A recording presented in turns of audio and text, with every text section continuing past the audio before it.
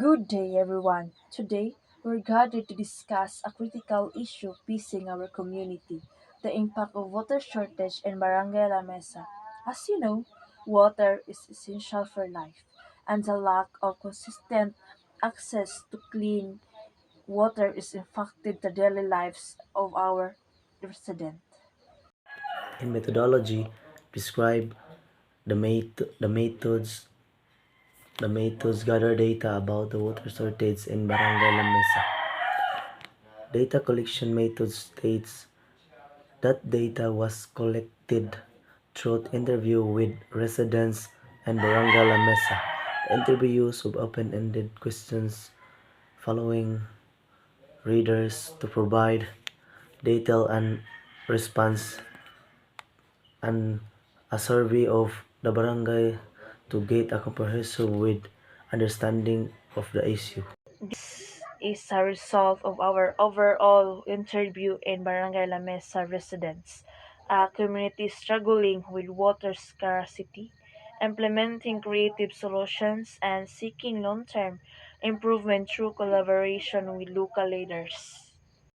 These questions explore the challenges and potential solutions to water shortage in Barangay La Mesa. So, question number one, it's about finding ways to cope the immediate challenges of water scarcity.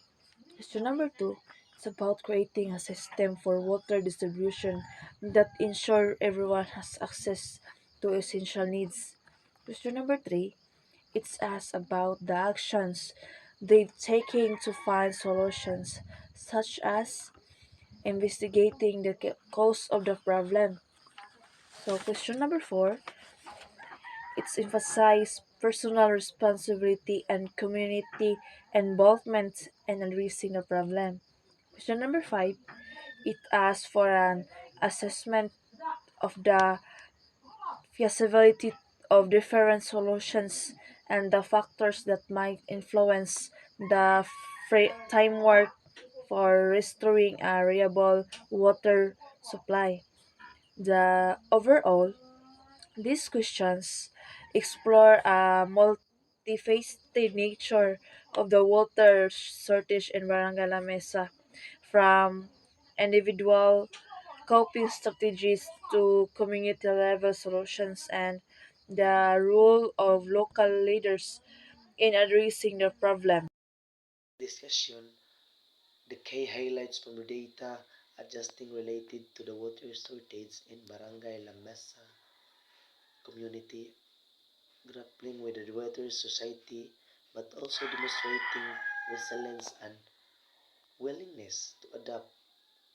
The focus on the survival strategy and research budgeting highlights the importance of both individual and community level action in addressing the water shortage. Conclusion summarize the key findings of emphasize the urgency of addressing the water shortage in Barangay La Mesa, highlighting the seriousness of the water shortage and the need to immediate action from the local leaders. Their recommendation appears a balanced approach that addressing both immediate needs of long-term responsibility. They emphasize the immediate of investigation, community engagement, strategy, uh, strategy planning, and addressing the water shortage in Barangay La Mesa.